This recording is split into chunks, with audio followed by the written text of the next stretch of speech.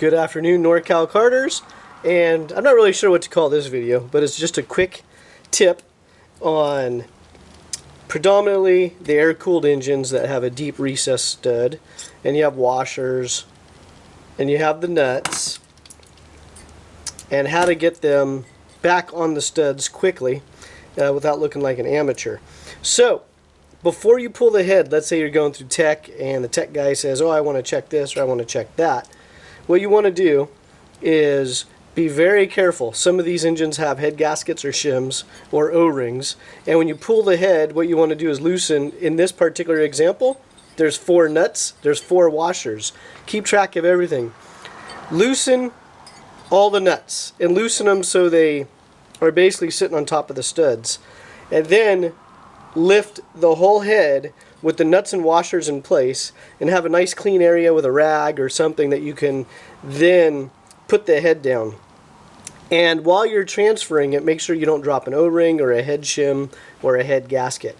So again, this is a very, very basic video, and when you put everything back together, you probably should talk with your engine builder to find out where they set the squish. So that way when you put everything back together, you know what the squish should be.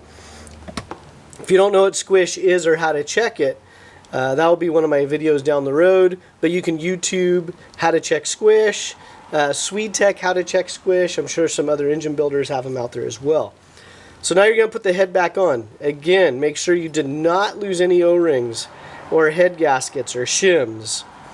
And what you're going to do is take an Allen wrench. See? Allen wrench. Slide the washer onto the Allen wrench. Put the Allen wrench on top of the stud. Drop her down. Boom. Now that washer just dropped right on the stud. Now the nut is going to be a little bit more difficult. So you want to make sure that you have the proper size socket to begin with. And you might have to hold it a little bit, guide it in, get it close. Now what you don't want to do is sit there and just force it. You just want to hand spin it, and then you see how that just straightened itself up. Let's redo that. I'm going to unloosen it. It's all cockeyed on. Just gently spin it. There should be 0 force when you're doing this. It should be nice and free. Then you'll feel it cinch up. That means you're not cross-threading it. You're setting the torque, and what you're going to do is you're going to talk to your engine builder to find out what the torque specs are. And in general, you can go by the thread size and the material, and that generally will give you an idea of what to set the torque to. But again, you may want to talk to your engine builder. They may have specific settings for each engine that they build. And there you go. Your quick tech tip of the day on how not to lose the head washers on an air-cooled engine.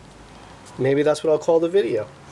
If you appreciate this kind of content, maybe consider a donation to NorCalCarters.com. I'll post a link below. Thank you, and have a good day.